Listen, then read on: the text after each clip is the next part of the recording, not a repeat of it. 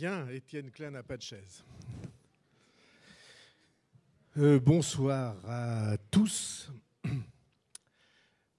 Je suis censé vous présenter Étienne Klein. Je vais faire ça avec modestie et pudeur.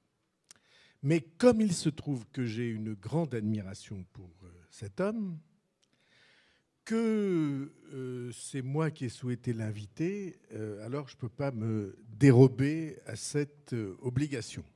Vous entendez bien là ? Je signale à ceux qui s'occupent de ces choses qu'on a un très mauvais retour.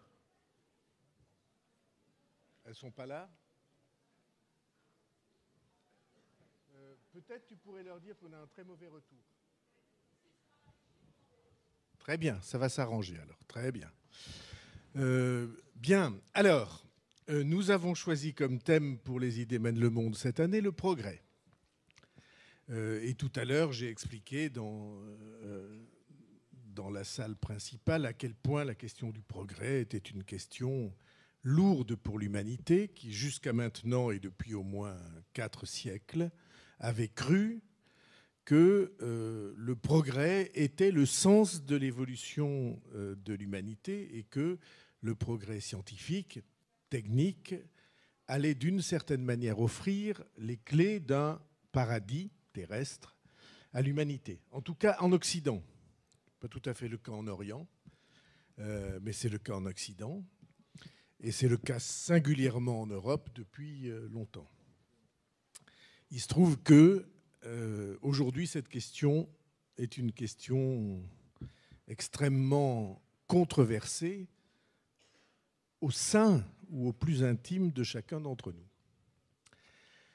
Et donc, les interrogations sur la réalité du progrès sont profondes. Et ces interrogations s'approfondissent ou s'accroissent au fur et à mesure que s'ouvrent les yeux de l'homme sur les limites de sa connaissance. Et dans les limites de la connaissance que l'esprit humain découvre de sa propre capacité sur l'univers, il y a évidemment le monde physique. Il y a un monsieur qui s'appelait Pascal, Blaise Pascal de son prénom, qui avait admirablement décrit, il y a presque 4 siècles, 3 siècles et demi, qui avait admirablement décrit ce qu'il appelait les deux infinis. Il dit, vous regardez la voûte céleste, vous couchez par terre, vous regardez la voûte céleste, et vous vous apercevez que vous n'êtes rien. Et puis, vous essayez de regarder au microscope, en tout cas ce qui en servait, ce qui en tenait lieu à l'époque, un ciron, c'est-à-dire le plus petit de tous les petits moustiques. Et il disait, à l'intérieur du ciron, il y a un univers. Et il dit, l'homme est pris entre les deux infinis. Or, l'infini physique, l'infini de l'univers, a été pour les plus grands savants de l'humanité ce dernier siècle une incroyable succession d'inconnus dont Étienne Klein va vous parler dans une minute. Alors Étienne Klein est un grand physicien et un grand philosophe des sciences. Et si on devait croiser physiciens et philosophes des sciences parmi ceux qui, en Europe ou en Occident, ont cette double capacité, Étienne Klein serait sans aucun doute dans le top quelque chose. 3, 5, voilà. C'est son double choix. Moi, je me borne à dire quelque chose. On a découvert qu'au centre de nos proximités planétaires, il y avait le Soleil. Je veux simplement vous soumettre ce chiffre-là. Savez-vous combien il y a de soleils dans notre galaxie ? Alors, peut-être je vais me faire traiter d'Anne Batté. Il y en a entre 2 et 400 milliards. Entre 2 et 400 milliards. Pour ceux qui l'ignoreraient, 1 milliard, c'est 1000 millions. Hein, pour ceux qui passeraient à côté. Entre 2 et 400 000 millions de soleils dans notre galaxie. Et savez-vous combien il y a de galaxies dans l'univers? Entre 2 et 400 milliards. Je vais vous donner une analogie, et si je me trompe, je me ferai traiter de nul à juste titre. Vous prenez un cube d'1 mètre sur 1 mètre, vous le remplissez de sable, et c'est notre galaxie, chaque grain de sable étant une étoile. Et pour parler de l'univers, il n'y a pas assez de sable sur la Terre. Et si on a ça en tête, et qu'on se dit, mais qu'est-ce qui tient tout ça ensemble? Eh bien, la question n'est pas absolument tranchée, et on ne sait pas ce qu'il y a entre les grains de sable. Ou en tout cas, lui le sait peut-être, et il va vous parler du boson de Higgs, du grand collisionneur de hadron, des ondes gravitationnelles et toutes autres choses qui vont vous laisser rêveurs, ce qui au fond est le but de la science. Voilà, une fois qu'on a dit ça, alors l'humanité se sent prise dans un labyrinthe de questions, et j'espère que Étienne Klein a, sinon les réponses, du moins le début de la manière de poser les questions pour qu'on obtienne peut-être un jour un petit bout de réponse. Il est formidable et je le remercie d'être là.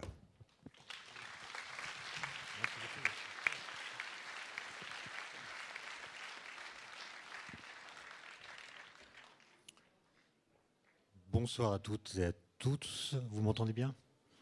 Bon, je suis ravi d'être là. Je remercie François Bayrou pour son invitation et cette présentation qui m'intimide. J'ai 1 heure pour vous parler de découvertes récentes qui ont été faites par les physiciens, une dans le monde de l'infiniment petit et une dans le monde de l'infiniment grand, à savoir le boson de Higgs, qui est une particule qu'on attendait depuis très longtemps et qu'on a détectée finalement en 2012, et puis les ondes gravitationnelles qui, elles, avaient été prédites par Einstein en 1916, donc il y a un siècle, et qui ont été détectées pour la première fois au mois de septembre 2015 par une expérience américaine qui a son doublon en Europe. Mais quand l'onde est passée au travers de la Terre, le détecteur américain était en route et le détecteur européen était en réflexion. Bon. Mais elles repasseront, enfin d'autres repasseront. Alors si je suis vraiment très heureux d'être à Pau ce soir, c'est notamment à cause du thème « Les idées mènent le monde ». C'est une idée que je trouve intéressante et elle implique que si on veut que le monde soit bien mené, il faut que les idées qui le mènent soient bonnes. Et sans vouloir trop raccrocher mon exposé à l'actualité, je pense que les scientifiques doivent, en ces temps curieux, se faire entendre un peu plus, puisque les Américains, à propos de la campagne présidentielle qui vient de se dérouler, ont inventé un nouveau mot pour caractériser la tonalité de certains discours politiques, qui est la post-vérité. Post-truth en anglais, c'est-à-dire l'idée que désormais on peut dire à peu près n'importe quoi sans que la personne qui dit à peu près n'importe quoi subisse le contre-coup de ses propos une fois qu'on a compris qu'elle avait dit n'importe quoi. C'est-à-dire qu'on peut parler sans se soucier jamais de la question de savoir si ce qu'on dit est vrai ou pas. Et évidemment, pour des scientifiques, c'est un peu embêtant de constater qu'une telle situation peut se produire, puisque du coup, les vérités scientifiques ou les vérités de science, je ne sais pas comment il faut les appeler, risquent d'être balayées par des arguments dits de bon sens, qui font appel à des raisonnements assez primaires, au motif que la science est finalement très compliquée et qu'on peut la remplacer par des propos, des croyances, qui sont beaucoup plus faciles à transmettre. Et donc, je me propose ce soir de vous parler de choses assez compliquées, assez difficiles à transmettre, mais qui sont vraies. C'est-à-dire, moi je suis désolé, elles sont vraies, quoi qu'en pense Donald Trump. Alors, la première chose est relative, comme je l'ai annoncé, à l'infiniment petit. à ce qu'on appelle la physique des particules, c'est-à-dire une physique qui essaie de comprendre les constituants de la matière et les interactions qui les lient. Et cette physique est vraiment intéressante par le fait qu'elle nous oblige à penser contre notre cerveau. Alors, vous me direz, c'est absurde. On pense toujours avec son cerveau. Mais c'est une physique qui nous oblige à penser des choses que, dans un premier temps, notre cerveau refuse tant elles lui paraissent absurdes. Et là, je parle non seulement de la physique des particules d'aujourd'hui, mais de la physique moderne depuis qu'elle s'est constituée depuis Galilée. Galilée, par exemple, il a découvert et énoncé la véritable loi de la chute des corps. Il a démontré, par un raisonnement que vous connaissez certainement, que tous les corps tombent à la même vitesse, quelle que soit leur masse. C'est-à-dire qu'un corps de grande masse tombe exactement de la même façon qu'un corps de masse plus faible. Et cette loi contredit l'observation. Parce que quand nous faisons tomber des objets de masse différente, nous voyons que les objets les plus massifs tombent plus rapidement que les objets les moins massifs. Et donc la première loi de la physique moderne, celle de la chute des corps, est une loi qui contredit l'observation. Et si vous croyez à cette loi, vous êtes obligé de réinterpréter les faits en disant que la gravité fait tomber tous les corps à la même vitesse, c'est ce que dit la loi. Et si nous voyons autre chose que ce que dit la loi, c'est parce qu'il y a d'autres forces qui se manifestent lorsqu'un corps tombe dans l'air, la résistance de l'air, la poussée d'Archimède. Et ce sont ces forces, et seulement elles, qui créent une différence de chute entre les corps les plus lourds et les corps les plus légers. Et donc, je ne dis pas que les lois contredisent toujours l'observation, mais dans un premier temps, c'est bien ce qu'elles font, et obligent ensuite à réinterpréter les faits pour qu'on puisse les expliquer à partir de lois qui en apparence les contredisent. Et c'est ainsi que, depuis Galilée, les physiciens ont été amenés à énoncer des lois qui, lorsqu'on les entend pour la première fois, semblent bizarres parce qu'elles semblent absurdes. Alors, la première question que je voudrais poser est relative à la masse des particules. On sait depuis bientôt un siècle qu'il existe dans l'univers 4 interactions, 4 forces qui agissent sur les objets. La force gravitationnelle, qui est la première à avoir été détectée, la force électromagnétique, et puis des forces nucléaires. Il y a 2 forces nucléaires différentes, l'une qu'on appelle la faible, parce qu'elle est faible, et l'autre qu'on appelle la forte, parce qu'elle est forte. Voilà. Et après la Deuxième Guerre mondiale, on a mis en service des accélérateurs de particules qui recréent dans un petit volume d'espace-temps les conditions physiques de l'univers primordial. En fait, il y a déjà une notion qu'on doit aménager si on veut tenir compte des enseignements de la physique, c'est la notion de vide. Qu'est-ce que c'est que le vide ? Alors, l'idée, c'est que le vide, c'est quelque chose de particulier, qu'on obtient en retirant tout ce qui existe. Mais si on retire absolument tout ce qui existe, il ne reste plus rien. Or, le vide, c'est quelque chose de particulier. Et donc, pour faire le vide, il faut retirer tout ce qui existe, sauf le vide. Et donc, on voit bien que la définition même du vide va dépendre des choses dont on dit qu'elles existent. Et il se trouve que dans les années 20 du XXe siècle, entre 1923 et 1927, les physiciens, pour comprendre l'atome et ses interactions, la façon que l'atome a d'envoyer de la lumière ou bien de l'absorber, ont mis au point une nouvelle physique qui s'appelle la physique quantique. Et quand on regarde ce qu'est le vide pour la physique quantique, on s'aperçoit que le vide est plein de choses. C'est-à-dire que dans le vide, une fois qu'on a retiré tout ce qu'on peut retirer, les particules de matière, de lumière, il reste quand même quelque chose. Et c'est quelque chose, c'est ce qu'on appelle des particules virtuelles. C'est des particules qui sont là, mais très fatiguées. Elles n'ont pas assez d'énergie pour exister pleinement. Leur énergie est inférieure à mc carré, m étant leur masse, c la vitesse de la lumière. Et donc l'énergie qu'elles possèdent n'est pas suffisante pour qu'elles aient une existence complète. Elles sont là très fatiguées et ne peuvent vraiment accéder à l'existence que si on leur donne l'énergie qui leur manque.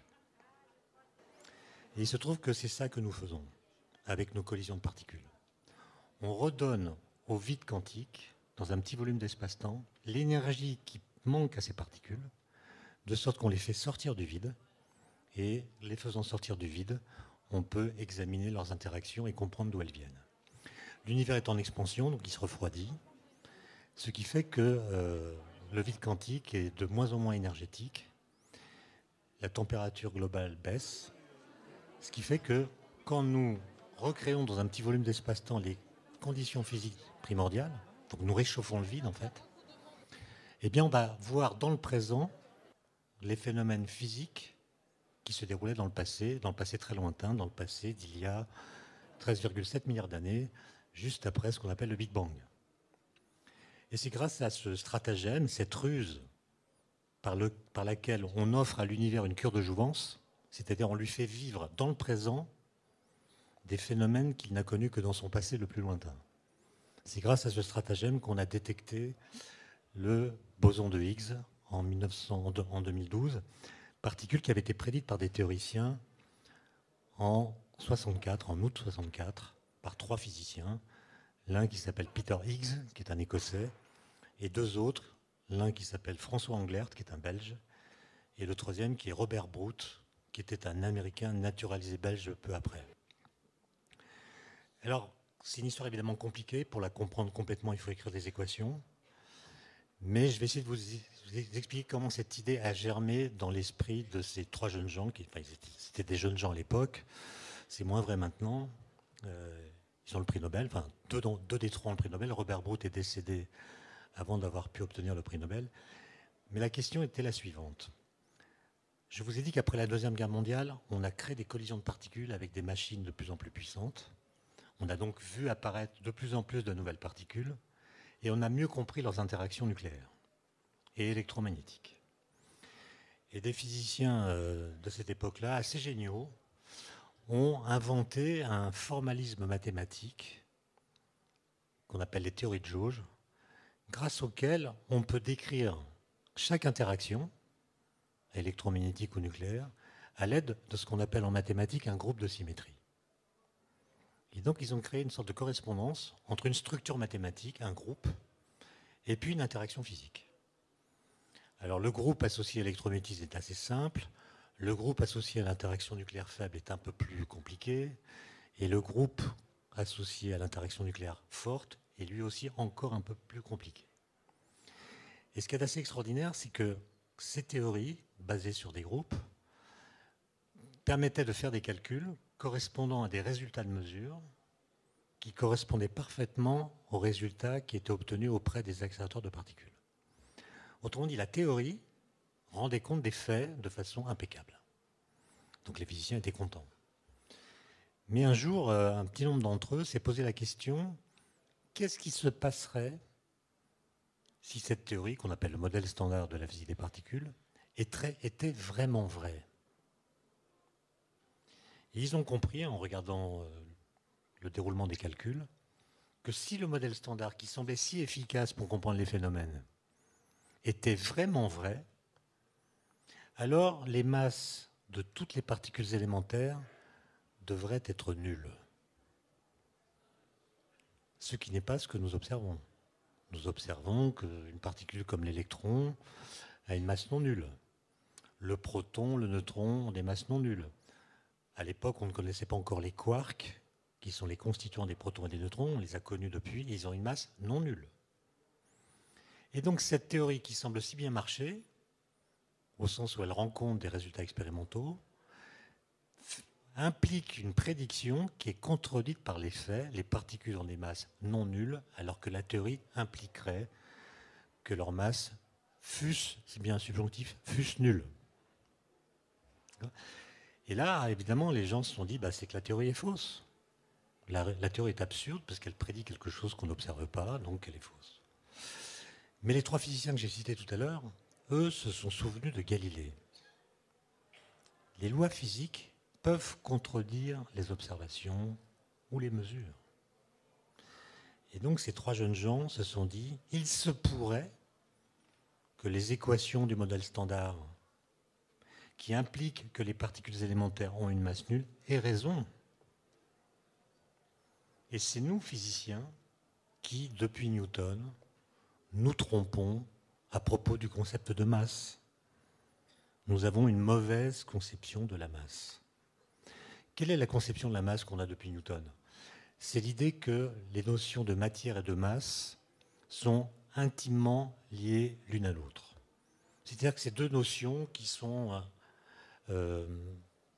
intriquées en quelque sorte, au sens où vous ne pouvez pas penser la masse sans immédiatement penser la matière. Et réciproquement, dès que vous pensez à de la matière, la notion de masse surgit. Vous ne pouvez pas penser la masse sans imaginer qu'elle est incarnée en particules de matière. Et réciproquement, vous ne pouvez pas imaginer ce que pourrait être une particule de matière qui n'aurait pas de masse. Ça semblerait très bizarre. Et bien, ce qu'ont montré les découvertes récentes, c'est que ce type de raisonnement que je viens de tenir et qu'on a tenu pendant des siècles est faux. Les trois physiciens Higgs, Englert et Brout ont imaginé, dans deux articles très courts, de moins d'une page et demie, qu'ils ont publiés à l'été 64, ils ont écrit des équations laissant entendre que la masse des particules élémentaires ne vient pas d'elles-mêmes. Ce n'est pas une propriété primitive qu'elles acquéreraient du seul fait qu'elles sont des particules de matière. Leur idée, c'est que les particules élémentaires n'ont pas de masse, comme le disent les équations, mais nous croyons, nous, qu'elles en ont une, parce qu'en fait, elles interagissent avec le vide qui n'est pas vide. C'est bizarre. Alors, ça veut dire que la masse des particules vient d'une interaction secondaire qu'elles ont avec le vide qui n'est pas vide. Et donc, ils ont imaginé que dans l'espace, dans tout l'espace, il y a ce qu'on appelle un champ quantique, avec lequel les particules interagissent plus ou moins. Celles qui interagissent très fortement avec ce champ vont être freinées par l'interaction, elles iront moins vite que la lumière, et nous qui les regardons, nous dirons qu'elles ont une masse non nulle.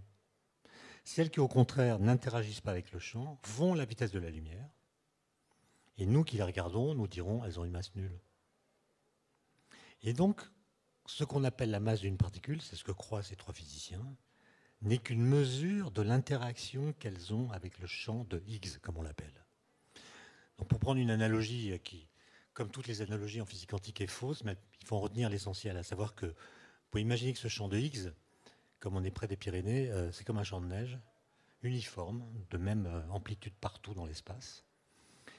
Et les particules, elles, sont sans masse, comme le disent les équations. Elles sont sans masse, mais elles sont dotées de skis. De skis qui sont plus ou moins bien fartés.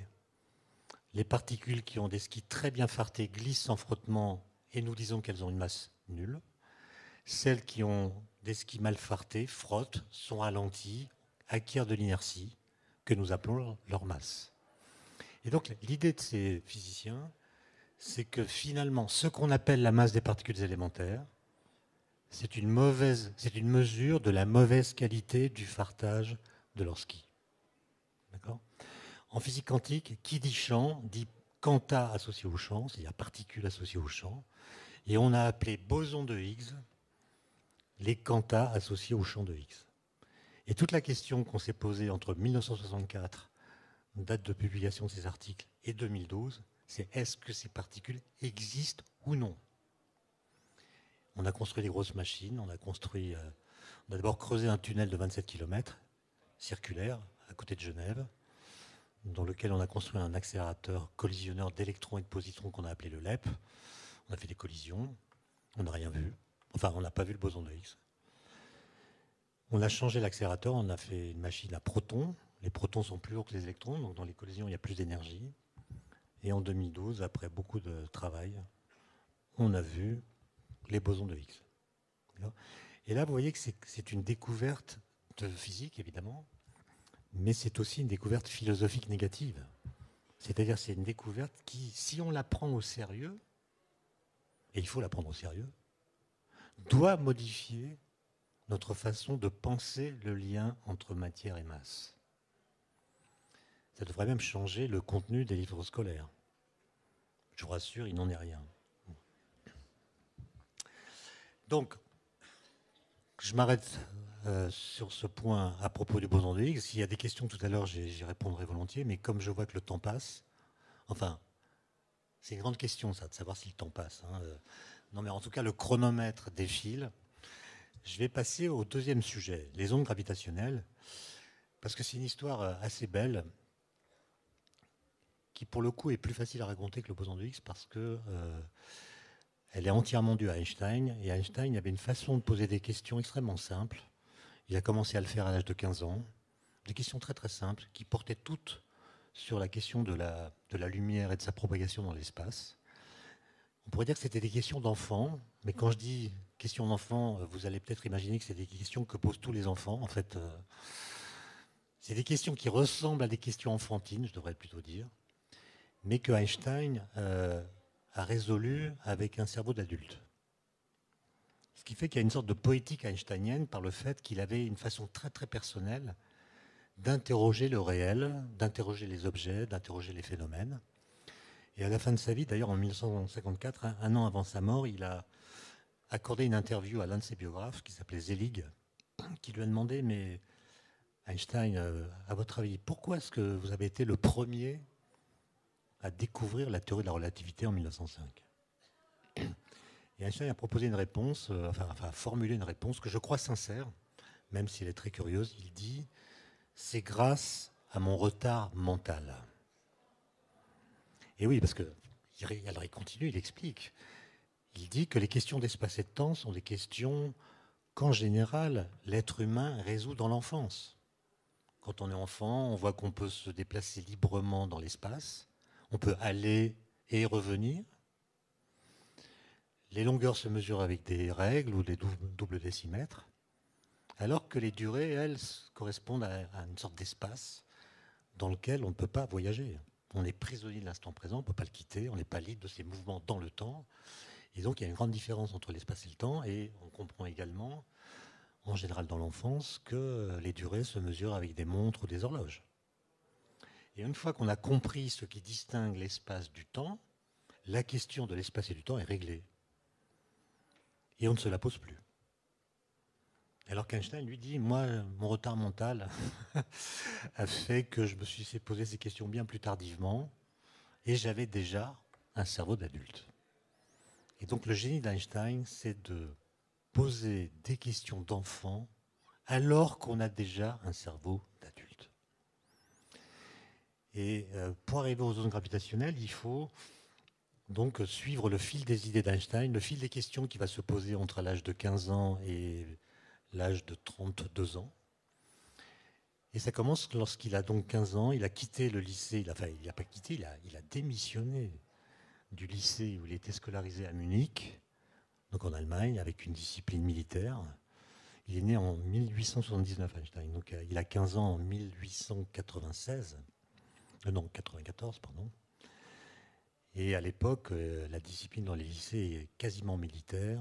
Il y a des défilés à tous les coins de rue, des bruits de bottes. Il ne supporte pas. Et donc, il démissionne du lycée et quelques mois plus tard, il renonce à la nationalité allemande. Il rend son passeport, il devient apatride. Il prend le train pour rejoindre ses parents qui s'étaient installés en Italie, du côté de Milan. Et pendant une année, il est déscolarisé.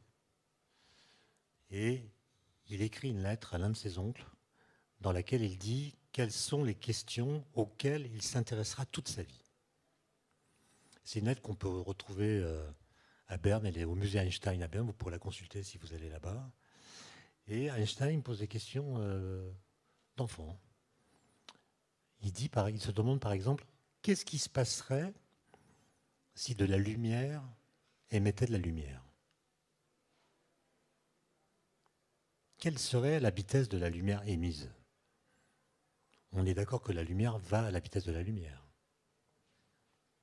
La lumière émise par la lumière devrait aller donc à la vitesse de la lumière, plus, qui est la sienne, plus la vitesse de la lumière qu'il a émise. Donc la vitesse de la lumière émise devrait être 2 fois la vitesse de la lumière. Mais si la lumière émise émet à son tour de la lumière, ça fait 3 fois, etc., 4 fois, 5 fois. Et ainsi, on fabrique un escalier cinématique vers l'infini. Et donc, si la lumière émettait de la lumière, on devrait avoir de la lumière de vitesse infinie. C'est bizarre. C'est bizarre, dit Einstein. Il a 15 ans. Un an plus tard, il est scolarisé parce qu'il a appris qu'en Suisse, il y a des écoles libérales qui permettent de préparer le concours à l'école polytechnique de Zurich. Et donc, il est envoyé en Suisse, dans une petite ville qui s'appelle Aarau, qui est pas très loin, qui est entre Bâle et Zurich. Et là, il est scolarisé dans une école qui est donc très libérale, qui laisse parler les élèves, qui part des questionnements des élèves. Il s'épanouit, il tombe amoureux et il aime les études. Et à l'âge de 16 ans, il fait ce qu'on appelle une expérience de pensée. Une expérience de pensée, ce n'est pas une expérience mentale, c'est vous supposez qu'une théorie est vraie et vous imaginez une situation que vous ne pouvez pas réaliser dans la pratique pour voir ce que cette théorie que vous supposez vraie donnerait si on pouvait réaliser la situation que vous avez imaginée. Ça permet de savoir ce que les théories ont dans le ventre, ce qu'elles impliquent, quels sont leurs ressorts profonds. Et c'est la première fois qu'Einstein va proposer une expérience de pensée qui met en scène son propre corps. Et vous verrez que c'est souvent ce qu'il fera par la suite. L'expérience qu'il imagine est la suivante. Qu'est-ce que je verrais si j'étais à cheval sur un rayon de lumière? C'est quand même une drôle de question. Alors si je suis à cheval sur un rayon de lumière, à l'époque on pense que la lumière est formée d'ondes électromagnétiques. Et donc si je suis à cheval sur une onde électromagnétique, je suis un peu comme un surfeur sur la mer qui est sur la crête d'une vague. Le surfeur est poussé par la vague, son mouvement est celui de la vague. Du coup, la vague qui est devant lui paraît immobile, et la vague qui est derrière lui paraît immobile. Donc quand vous faites du surf, eh bien, vous voyez un système d'ondes stationnaires, c'est-à-dire vous voyez un système de vagues qui sont immobiles par rapport à vous. Si maintenant je m'imagine à cheval sur une onde électromagnétique, ça sera la même chose. Je verrai une onde électromagnétique stationnaire, c'est-à-dire qui sera immobile par rapport à moi, puisque je me déplacerai comme elle. Or, à 16 ans, Einstein, il avait déjà lu pas mal de grands physiciens, notamment des textes de Maxwell, qui avait été le grand théoricien d'électromagnétisme, des textes de Hertz, qui avait découvert les ondes électromagnétiques. Et il savait très bien, pas par ses professeurs, mais par ses lectures, qu'il n'existe pas de solution stationnaire des équations de Maxwell. Et donc, l'expérience de pensée qu'il avait faite correspondait à une situation dont il savait que les équations de Maxwell disent qu'elle est impossible. Donc, deux solutions. Ou les équations de Maxwell sont fausses, ou l'expérience que j'ai imaginée est une expérience impossible, comme le disent les équations de Maxwell. Bon, je vais devoir aller plus vite parce que l'histoire est un peu longue, mais il va trouver la solution 10 ans plus tard, en 1905. À l'âge de 26 ans, il est ingénieur à l'Office fédéral de la propriété intellectuelle de Berne. Il n'a pas trouvé de poste à l'université parce que son tempérament, non pas turbulent, mais disons un peu casse-pied pour les profs, a fait qu'il n'a pas eu de lettre de recommandation et n'a donc pas pu obtenir de poste académique. Et comme il était père de famille, il a fallu qu'il trouve un petit boulot, on dirait aujourd'hui. Donc il était ingénieur des brevets, ce qui l'a d'ailleurs enthousiasmé. Et en 1905, alors qu'il est complètement inconnu du monde académique et universitaire, il écrit 5 articles absolument incroyables, en 6 mois d'intervalle, un en mars, un en avril, un en mai, un en juin, un en septembre. Et chacun de ces articles, dans son propre champ, crée la révolution. Et dans l'article de juin, qui est consacré à ce qu'on appellera plus tard la théorie de la relativité restreinte, il résout les questions qui s'est posées dans l'enfance. Qu'est-ce qui se passerait si la lumière émettait de la lumière? Eh bien, la lumière émise irait à la vitesse de la lumière. Qu'est-ce qui se passerait si j'étais à cheval sur un rayon lumineux? C'est impossible, parce que la lumière, par rapport à moi, va toujours à la vitesse de la lumière. Même si je cours après un rayon lumineux à une vitesse très très grande, proche de celle de la lumière, donc je crois que je vais la rattraper, mais en fait, la vitesse de la lumière par rapport à moi sera la vitesse de la lumière. Et le fait que la vitesse de la lumière soit un absolu, un invariant, c'est-à-dire qu'elle soit la même dans tous les référentiels, va l'obliger à changer la façon de comprendre les liens entre l'espace et le temps. Et c'est la modification des liens entre l'espace et le temps qui est décrite par ce qu'on appelle les équations de la relativité. Mais, point important, la théorie de la relativité, ce n'est pas une théorie relativiste. En fait, c'est une théorie de l'absolu. C'est-à-dire c'est une théorie qui vous dit ce qui ne change pas quand vous changez de référentiel. Parmi les choses qui ne changent pas ne figurent ni l'espace ni le temps. Mais il y a d'autres choses qui ne changent pas. Par exemple, la vitesse de la lumière, elle est la même dans tous les référentiels. Il y a encore autre chose, c'est les lois physiques. Les lois de la physique sont les mêmes dans tous les référentiels. En fait, le principe de relativité que Einstein reprend et que Galilée avait déjà énoncé, c'est simplement l'idée toute bête que le mouvement est comme rien. C'est-à-dire que quand vous êtes en mouvement, tout se passe comme si vous n'étiez pas en mouvement. Si le train dans lequel vous êtes avance à vitesse constante en ligne droite, tout se passe dans le wagon où vous vous trouvez exactement de la même façon que si vous étiez à la cafétéria de la gare. D'accord ? Donc le fait d'être en mouvement ne change rien aux lois physiques. C'est ça que dit la relativité et que Einstein va reformuler d'une façon qui tient compte du fait que, contrairement à ce que pensait Galilée, la vitesse de la lumière est un absolu. Alors, en 1907, il est toujours à Berne, il n'a toujours pas de poste à l'université, il a fait 5 papiers dont chacun mérite le prix Nobel, mais ça ne marche toujours pas, il écrit des lettres. Il n'a pas de poste, ni en Suisse, ni en Allemagne, ni ailleurs en Europe. Et en 1907, au mois de novembre, en rentrant de déjeuner, il a, dira-t-il plus tard, l'idée la plus heureuse de sa vie. Alors, en fait, comme tous les jours, au retour de déjeuner, il fait une sorte de petite sieste. Ce n'est pas vraiment une sieste, il ne s'endort pas complètement. Il fait ce qu'il appelle un rêve semi-éveillé. C'est-à-dire, il laisse son esprit partir, mais pas complètement. Il le maintient sous contrôle. Il voit comment son imagination, lorsqu'elle est laissée à elle-même, peut l'amener à de nouvelles idées. Alors, qu'est-ce que c'est que cette idée dont il dira plus tard qu'elle est la plus heureuse de sa vie ? Mais il écrit dans ses mémoires, « J'ai compris ce jour-là qu'une personne en chute libre ne sent pas son propre poids. » Oui, c'est ça le bonheur d'Einstein, c'est de comprendre ça. D'accord ? Et il ajoute, « Cette idée me fit une grande impression. Elle me mena 8 ans plus tard vers une nouvelle théorie de la gravitation. »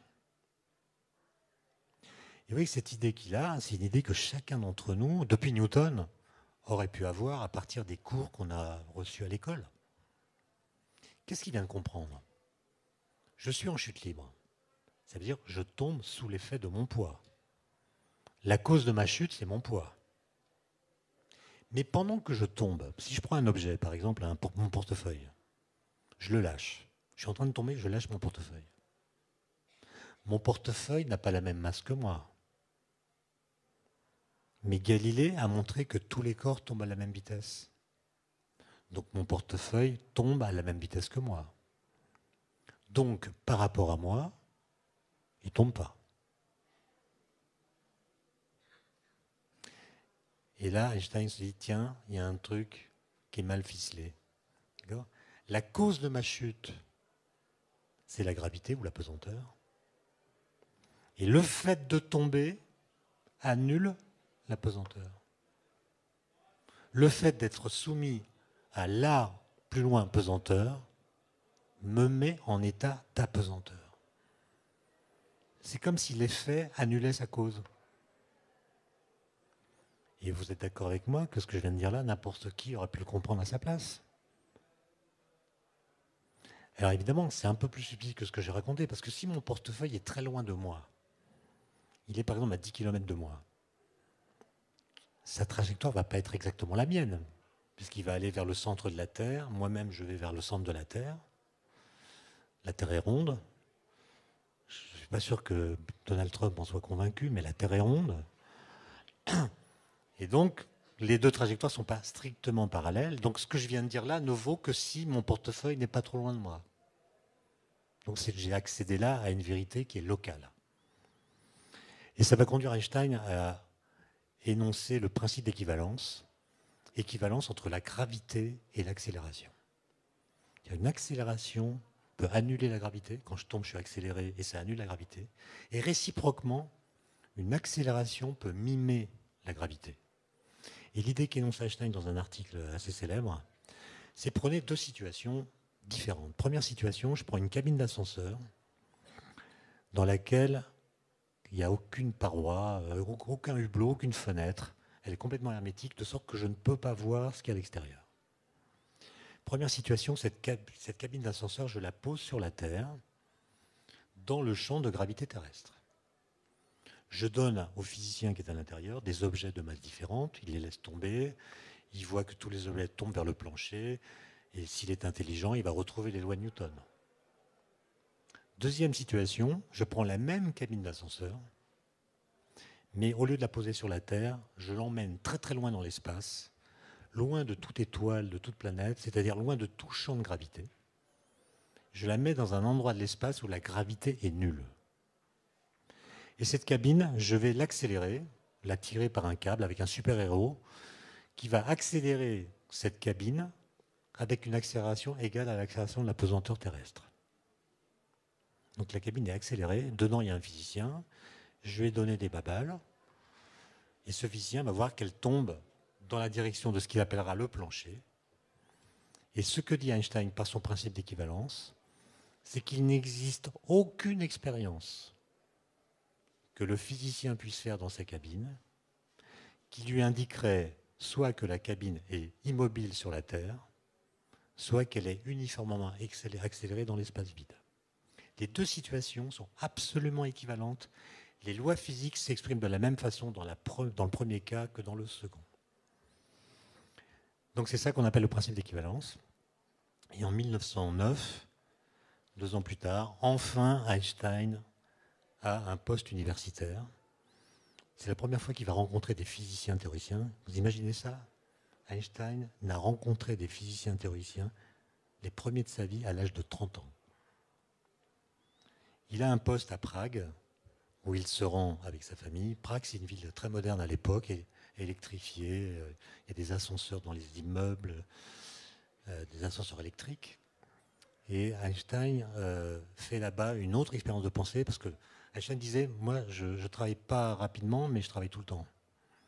C'est-à-dire les idées, ces questions que je viens de poser là devant vous, il les travaillait sans cesse, quoi. Il n'était jamais en repos. Et en 1909, il se pose des questions sur la gravitation, un peu comme il avait fait à Berne en 1907. Et il s'imagine donc dans un ascenseur qui est dans la deuxième situation que j'ai décrite. Donc un ascenseur qui est très loin de tout, mais qui est accéléré vers ce qu'on appellerait le haut, avec une accélération constante. Imaginez que je perce un trou dans la paroi qui est à ma gauche de l'ascenseur. Par ce trou, je fais entrer un rayon lumineux. La vitesse de la lumière n'est pas infinie, donc la lumière va mettre un certain temps pour traverser la cabine. Pendant ce temps, la cabine qui est accélérée se déplace vers le haut, de sorte que le point d'impact de la lumière sur la paroi de droite ne sera pas au même niveau que le point d'entrée. Il sera plus bas. Il ne sera pas en vis-à-vis, il sera plus bas. Et donc moi qui suis dans l'ascenseur, j'ai vu passer de la lumière et j'ai vu que sa trajectoire était courbée. Elle est courbée par l'accélération du référentiel dans lequel je me trouve. Bon, ça, là encore, ce n'est pas une idée très géniale. C'est un raisonnement assez simple qui ne demande aucun calcul. L'accélération de mon référentiel fait que la lumière qui le traverse me paraît courbée. Elle ne va pas en ligne droite, elle se courbe. Maintenant, et c'est là le génie d'Einstein, que dit le principe d'équivalence de cette situation? Il dit, si tu as vu la lumière courbée dans un référentiel accéléré, tu verras la même chose dans un référentiel immobile placé dans le champ de gravité terrestre. Conclusion, la lumière est courbée par la gravitation. pas un calcul, juste l'application du principe d'équivalence. La lumière n'a pas de masse, mais si le principe d'équivalence est vrai, la lumière doit être déviée par la gravitation. Il écrit ça en 1911. Comment observer le phénomène? Pas avec des ascenseurs. La vitesse de la lumière, c'est quand même assez rapide. Et donc, ce n'est pas en regardant sa propagation sur quelques mètres qu'on va se rendre compte de cette courbure. Et donc, Einstein comprend qu'on pourrait prouver que la lumière est courbée par la gravitation à l'occasion d'une éclipse totale du Soleil. Et une éclipse du Soleil, c'est quand la Lune est entre la Terre et le Soleil. D'ailleurs, le monde est bien fait parce que le diamètre apparent de la Lune est égal au diamètre apparent du Soleil. Donc, c'est un masque parfait. Imaginez que, non, c'est juste une incise. Il reste 8 minutes, j'ai le temps. Imaginez que le diamètre apparent de la Lune soit un peu plus petit que le diamètre apparent du Soleil. Même pendant les éclipses, on aurait été aveuglé par le Soleil. Et on n'aurait pas pu faire toutes les découvertes qui ont été faites grâce aux éclipses. Donc, lors d'une éclipse, qu'est-ce qui se passe? Le Soleil ne nous aveugle plus, puisque sa lumière est barrée par la Lune. Du coup, on peut voir les étoiles fixes qui sont dans une direction proche de celle du Soleil et qui sont beaucoup plus loin que le Soleil. Et on peut regarder leur position. Et on peut comparer la position qu'on observe dans ces conditions à la position qu'ont ces mêmes étoiles fixes quand le Soleil n'est pas là. Si c'est la même position, c'est que la lumière qui vient de ces étoiles fixes est allée en ligne droite. Si ça n'est pas la même position, ça veut dire que quand le Soleil était là, il a dévié la lumière qui vient des étoiles fixes, de sorte que nous, qui avons extrapolé à partir de la direction d'arrivée, avons cru qu'elles étaient là, alors qu'elles étaient là. Donc la déviation de la lumière nous trompe sur la position apparente des étoiles fixes. Et donc Einstein lance un appel aux astronomes en leur disant, dès qu'il y a une éclipse totale du Soleil, faites des mesures et on verra bien. Et il est entendu par un astronome allemand qui s'appelle Freundlich, qui travaille à Berlin, et qui sait qu'en août 14, il y aura une éclipse totale visible depuis la Crimée. Donc il monte une expédition en Crimée, le matériel, les collaborateurs. Mais bon, août 14, pour faire des manips de physique, ce n'est pas une très bonne période. Donc il est arrêté avec tous ses collaborateurs par les soldats du Tsar, mis en prison, le matériel est confisqué, les mesures ne sont pas faites. Et un peu plus tard, il sera libéré en échange de prisonniers russes, mais la mesure n'est pas faite. Et heureusement, c'est peut-être le seul effet bénéfique de la guerre, les calculs d'Einstein étaient faux d'un facteur 2. Et donc s'il avait fait la mesure, il aurait obtenu un résultat qui n'était pas conforme aux prédictions d'Einstein. Bon. En fait, Einstein n'avait pas encore les bonnes équations pour décrire tout ça, mais à Prague, il comprend que si on veut tenir compte du principe d'équivalence qui implique que la lumière est déviée par la gravitation, il va falloir complètement bouleverser la façon de décrire la gravitation. Il comprend qu'on ne pourra le faire que dans un espace-temps qui est courbé. Et donc il démissionne de son poste de Prague pour retourner à Zurich, où habite l'un de ses amis d'études, qui s'appelle Grossmann, un mathématicien beaucoup plus pointu que lui, qui connaît bien les géométries non euclidiennes. Et Einstein va commencer à travailler avec lui, puis va être nommé prof à Berlin, et bref, en 1915, il obtient les bonnes équations. Les bonnes équations qui sont celles de ce qu'on appelle la théorie de la relativité générale, qui est une nouvelle théorie de la gravitation, étonnante par le fait que dans ce cadre-là, la gravitation n'est plus une force, comme on l'apprend à l'école. À l'école, on dit on prend deux objets, pof, dès qu'ils sont en présence, une force les attire l'un vers l'autre, et Einstein comprend que c'est faux. En fait, la gravitation n'est plus une force, c'est plus une interaction entre les objets, c'est une déformation de la métrique de l'espace-temps. C'est-à-dire qu'en fait, les objets qui sont soumis, qui subissent la gravitation, qu'ils soient de masse nulle ou pas nulle, ces objets ont un mouvement inertiel. Le mouvement inertiel, c'est-à-dire le mouvement d'objets qui ne subissent pas de force. Ils vont en ligne droite. Par exemple, la Terre qui tourne autour du Soleil, en fait, elle va en ligne droite. Ce qui n'est pas ce qu'on voit qu'elle tourne. Mais là encore, Galilée, Les lois physiques peuvent contredire ce qu'on observe et obligent à réinterpréter ce qu'on observe. On voit que la Terre tourne autour du Soleil, mais en fait, elle va en ligne droite dans un espace-temps qui est courbé par le Soleil. Donc ce n'est pas la Terre qui tourne, c'est les lignes droites qui tournent. D'accord ? Oui, je sais, mais c'est comme ça. Et en 1919, la guerre est finie, et un astronome anglais qui s'appelle Eddington, qui était Quaker, Quaker, c'est-à-dire il refusait de porter les armes, ce qui lui avait eu pas mal d'ennuis, mais après la guerre, il a voulu, lui l'anglais, donc compatriote de Newton, montrer que la théorie d'un physicien allemand, donc d'un pays qui avait fait la guerre à l'Angleterre, avait raison contre Newton. Parce qu'il pensait que la science était un principe, une idée qui allait unifier les gens et empêcher la guerre. Et il va monter 2 expéditions dans l'hémisphère sud pour observer une éclipse totale du Soleil. Et il va mesurer que la déviation de la lumière est exactement celle qu'a calculée Einstein avec les bonnes équations. Et donc, ce résultat fait la une des journaux dans le monde entier et Einstein devient une star mondiale parce qu'il a compris la gravitation d'une façon révolutionnaire qui change les liens qu'il faut penser entre l'espace, le temps, la matière, l'énergie, la lumière. Et ça, c'est une idée pour le coup qui va mener le monde. La cosmologie scientifique d'aujourd'hui utilise toujours les équations d'Einstein. Et à l'heure où on parle des big data, je trouve que c'est intéressant. Essayez d'imaginer ce qu'on savait de l'univers en 1915. Ben rien. On ne savait même pas qu'il y avait d'autres galaxies. On ne savait pas que l'univers était en expansion. On ne connaissait pas d'autres objets célestes que les étoiles ou les planètes. Et on ne savait pas d'où viennent que les étoiles brillent. On ne connaissait pas les forces nucléaires. Donc on ne savait rien. Un siècle d'études, de recherche, d'acquisition de données par les satellites, les télescopes, qui ont complètement changé notre vision de l'univers, n'ont pas modifié les équations qu'ils décrivent. Donc moi, je veux bien me faire le chantre des big data, mais si on prenait l'histoire à l'envers, imaginons qu'on ait toutes les données accumulées pendant un siècle, mais pas les équations d'Einstein. Est-ce que par des logiciels intelligents exploitant ces big data, on pourrait retrouver les équations d'Einstein? Non. Donc les génies, c'est utile. D'accord ? Alors, il me reste 1 minute 21 pour parler des ondes gravitationnelles. Donc en 1916, Einstein est épuisé par les privations, par le travail qu'il a complètement cuit, si on peut dire.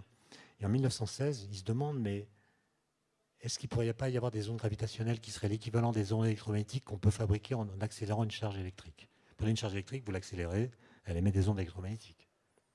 Est-ce qu'une masse peut faire la même chose?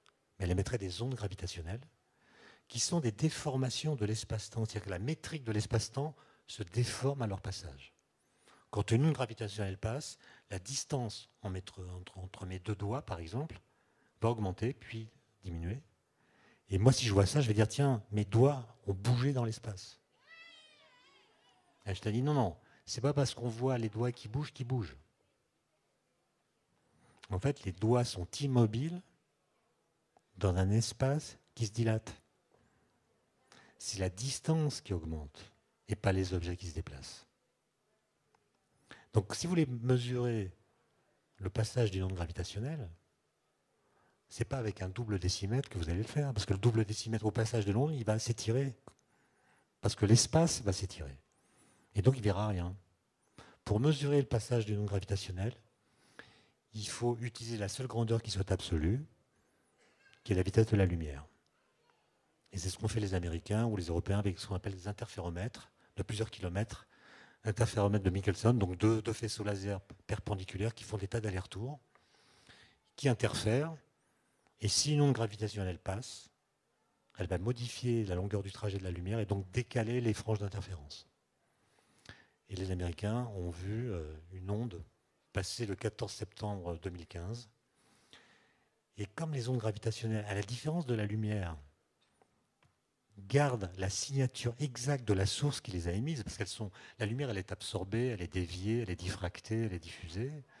Et donc, la lumière que nous recevons, elle ne garde pas de trace de la source qui l'a émise. Les ondes gravitationnelles, Elle traverse la matière sans être affectée par elle. Et donc, elle garde la signature exacte de la source qui les a émises. Et par un petit calcul, tout est relatif, par un petit calcul, ça c'est quand même incroyable, c'est un physicien français qui a fait ça, Thibaut Damour, il avait fait des calculs avant, pour regarder quel serait le spectre des ondes gravitationnelles qui seraient émises par la fusion de deux trous noirs. Ça aussi c'est une drôle d'idée, hein. Il n'y a qu'un seul trou noir par galaxie. Donc comment est-ce que deux trous noirs peuvent fusionner? On fait l'hypothèse qu'ils peuvent fusionner, on n'en est pas sûr. Ils s'approchent à 100 km l'un de l'autre, ils tournent l'un autour de l'autre. Ils émettent des ondes gravitationnelles colossales qui vont déformer l'espace-temps. Les ondes se propagent dans l'espace-temps pendant 1,3 milliard d'années. Elles s'amortissent évidemment, puisqu'elles s'étendent de plus en plus. Et elles ont la gentillesse de traverser la Terre exactement au moment où on vient de mettre en service le détecteur.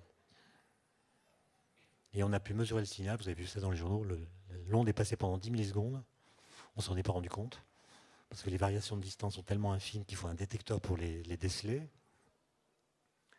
Et ces ondes ont pu être identifiées, et à partir de leur forme spécifique, on a pu dire quelle était la masse des deux trous noirs qu'on fusionnait. C'est en gros 30 fois la masse du Soleil pour chacun des deux.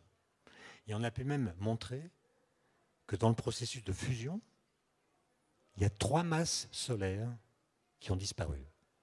C'est-à-dire que le trou noir résultant a 3 masses solaires que la somme des masses des deux trous noirs qui ont fusionné. D'où est passée cette masse? C'est transformé en énergie par E égale mc2.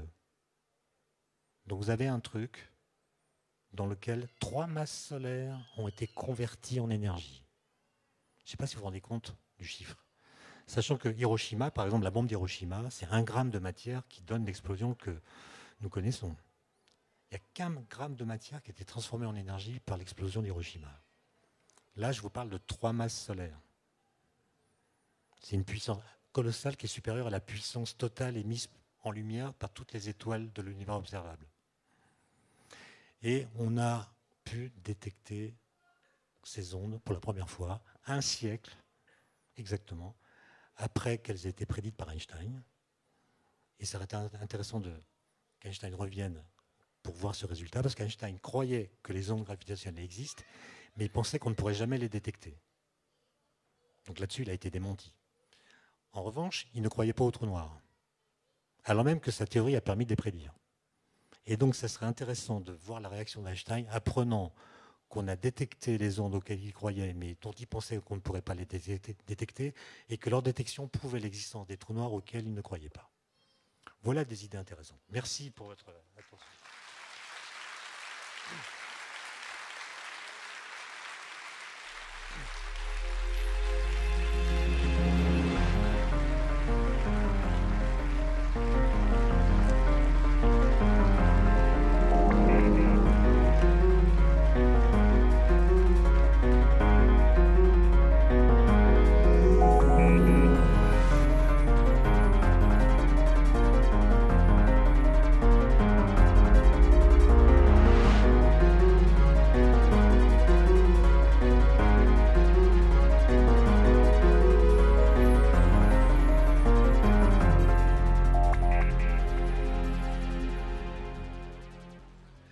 S'il y a des questions, je vais bien y répondre. Bonsoir. Je voudrais juste savoir...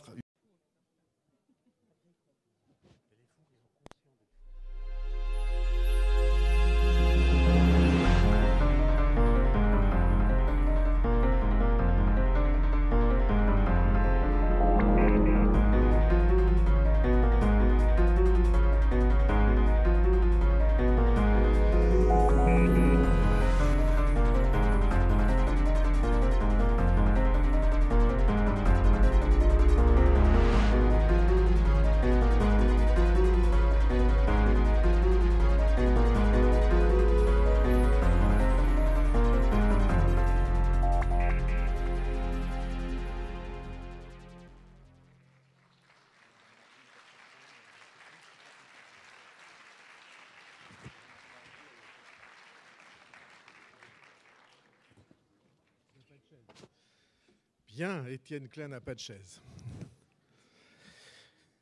Bonsoir à tous.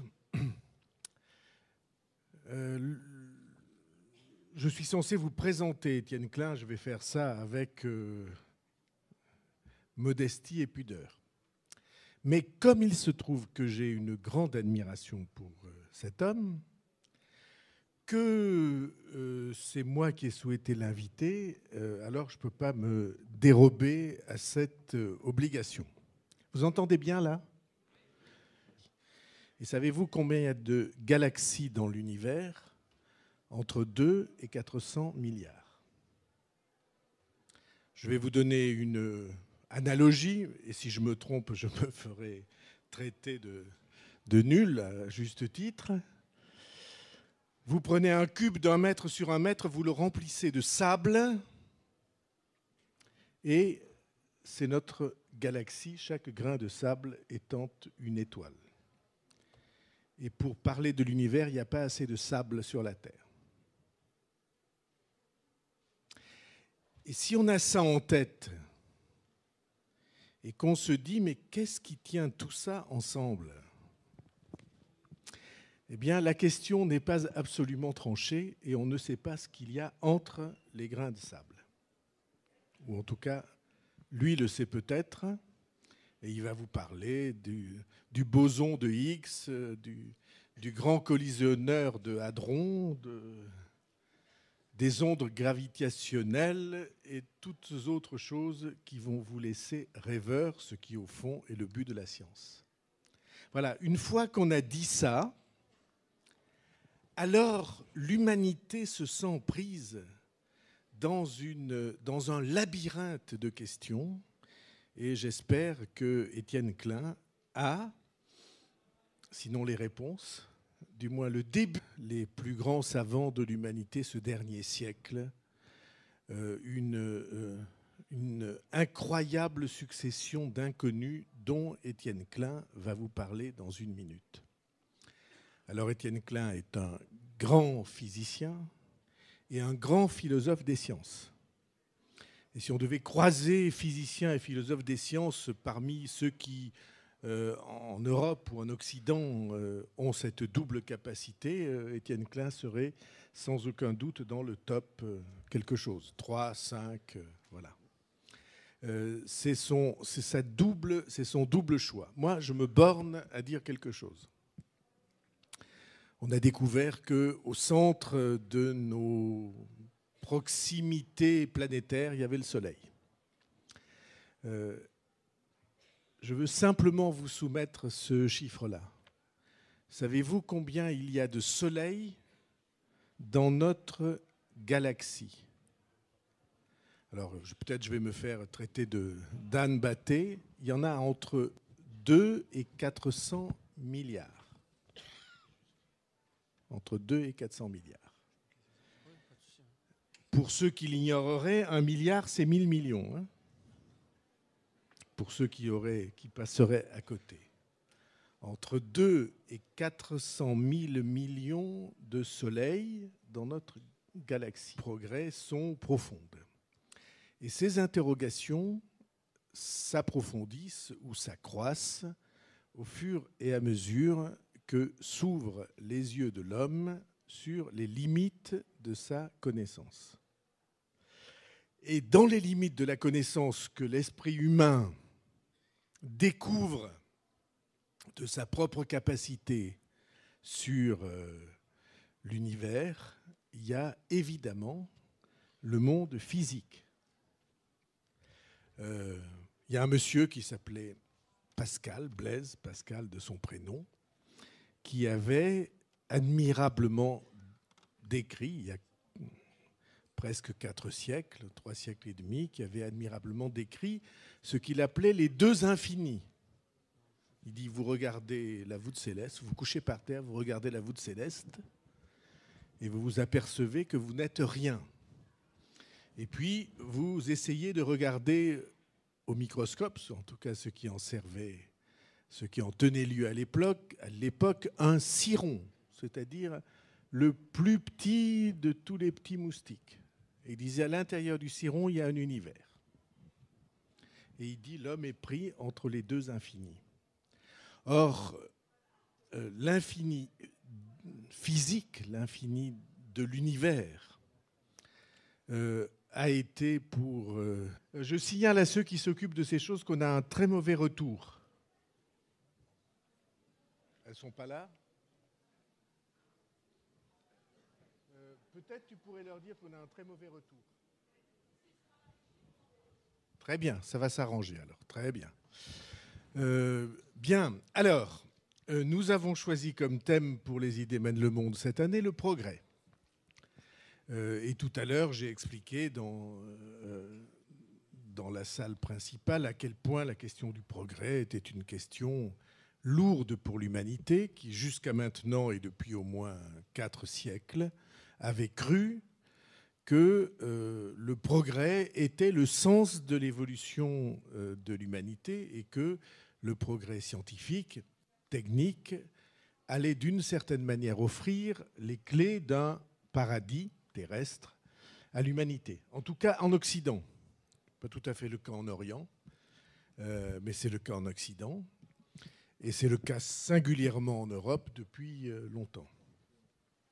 Il se trouve que aujourd'hui, cette question est une question extrêmement controversée au sein ou au plus intime de chacun d'entre nous. Et donc, les interrogations sur la réalité du